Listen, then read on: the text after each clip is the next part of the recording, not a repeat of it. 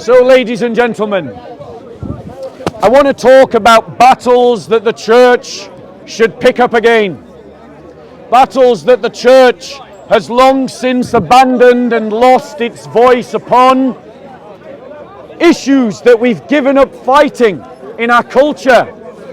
That we should once again pick up the banner of Christ and fight valiantly under that banner against sin, the world, and the devil. These are battles that we fought in the past, we lost, and then we abandoned. But they are battles that we should pick up again as Christians and start arguing for political and social reform in this country. The first of these battles is the reintroduction of Sabbath laws. Now, what am I talking about? I'm talking about the idea of shutting down most of the economy for a Sabbath so that everyone has the same day off. Now, why do I want to argue that? I argue it because God commands it. He said that you shall keep my Sabbath because I rested on the seventh day and made it holy. The Sabbath is a blessing to man. It was made for man's benefit because by having a common day off, everyone has a day of rest from their labors. Everyone has a rest in which they can renew their social relationships with family and friends and church. Sabbath is an essential element to building up a cohesive society. Giving over every part of our lives to the market economy is damaging our families, is damaging our human relationships, and is damaging ourselves. We are making ourselves the slave of the economy, serving only as a battery to a machine that dictates the rhythms of life. The Sabbath interrupts this frequency and interrupts this rhythm of life and says that there is something more important than work and more important than earning money. The Sabbath given to God allows us to worship God and to refresh our souls by reaching into truths that are metaphysical rather than material. We live as human beings by values that are not material. Love, compassion, justice, fairness. You can't identify these things in a lab, but you need to renew these things in your soul.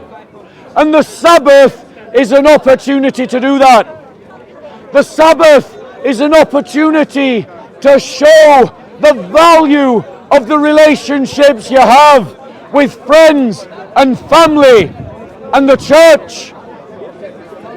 And in our country and in the West, because we have valued economy above that of human person, our relationships and our families are breaking down.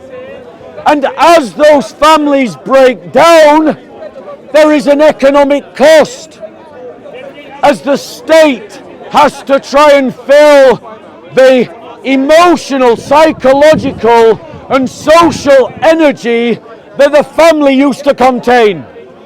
Let me give you an example. The NHS speaks of bed blockers. Bed blockers are elderly people who do not have family to take care of them. So there is a direct cost between the breakdown of the family and the cost to the state. Let me give you another example. Mental health issues are increasing in British society. Why? Because more and more people are not being socialized by being raised in healthy families.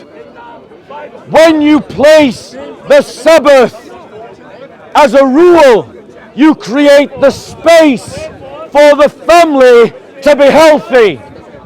The commandments teach us that we should honor our mother and father. Well, that means that we need to create the space to honor our mother and father. And we have to do that by deliberate choices we make about the way we govern our society and the politics that we vote for. So that's the first battle that the church should pick up again. Before I move on to my next point, are there any questions on that point? What about 2 days? I would be quite happy to have the idea of a 2-day break where all the economy, for the most absolutely essential, shut down. Because yes, you will be a little bit poorer. But if you build your life on the values that count, your soul will be so much richer, your life so much more meaningful. And we have to create space to feed our souls, not just our wallets. Christianity has a real contribution to make. Any other questions before I move on to my next example?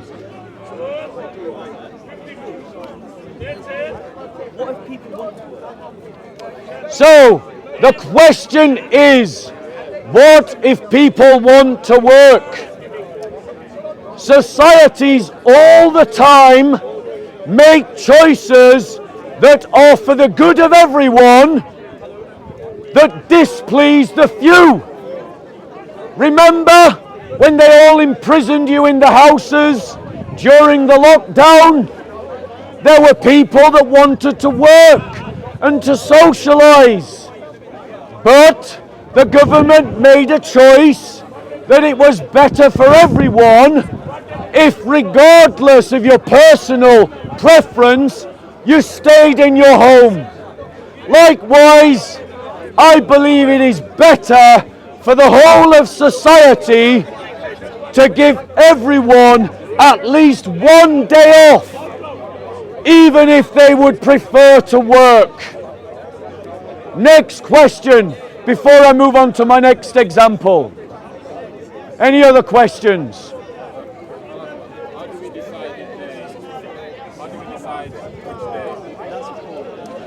So the question is, how do we decide which day is the day of the Sabbath?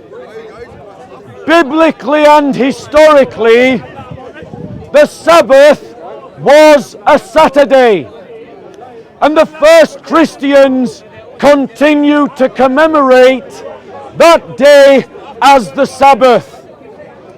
But in addition to that, they used to commemorate the day of the Lord, the first day of the week, the Sunday, the day of resurrection, Easter Day. And when Christians became the dominant force in our society, the Sabbath became Sunday.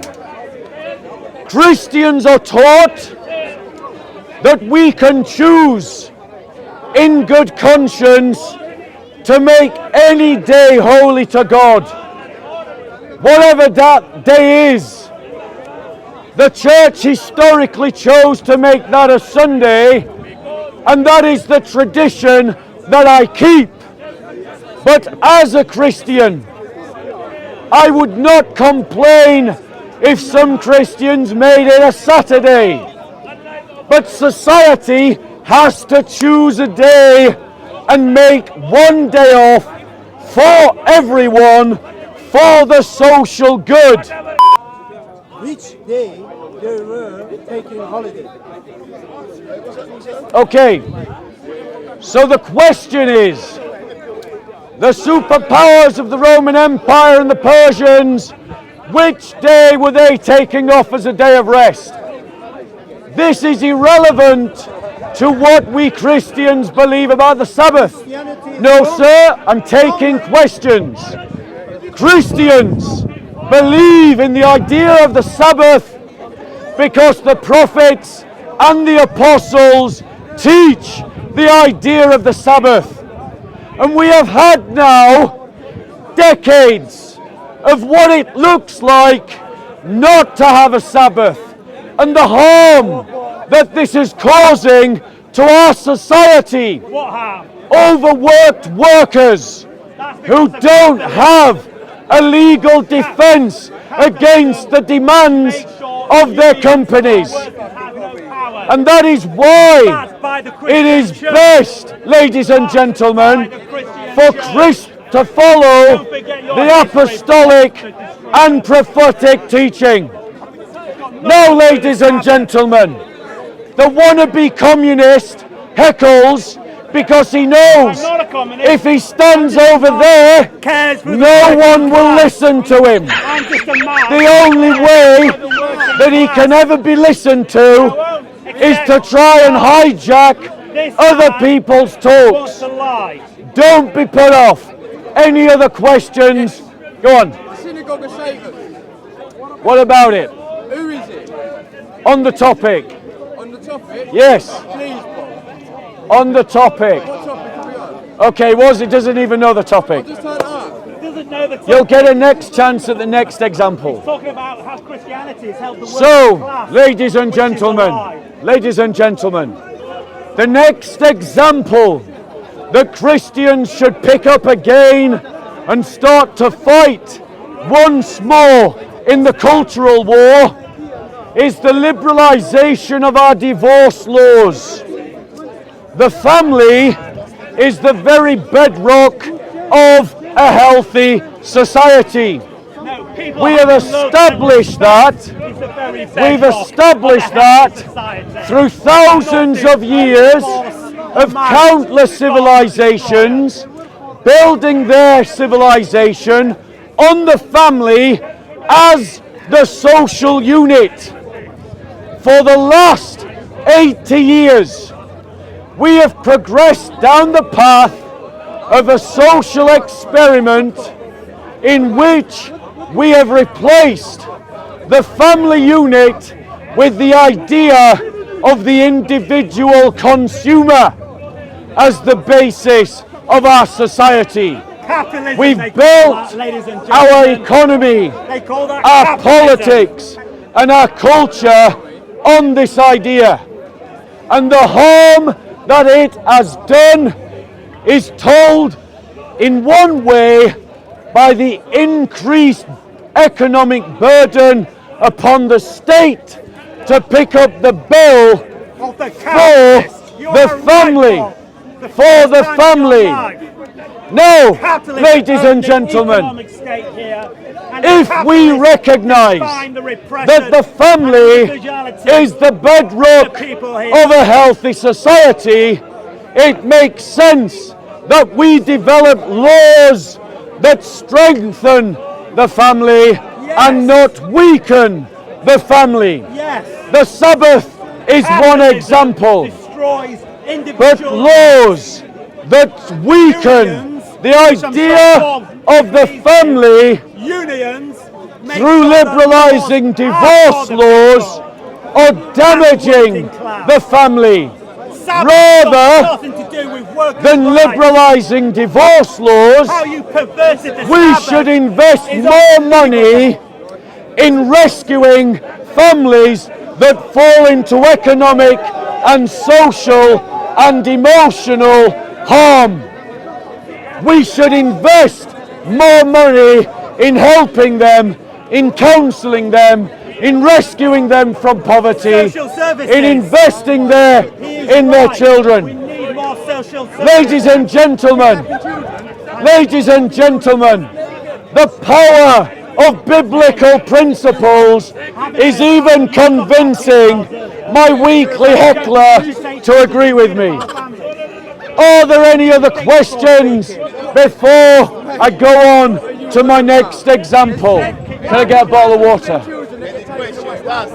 And there should be a Any questions going once? which we don't have. You're about to lose your opportunity for a question. No, Bob. On the topic.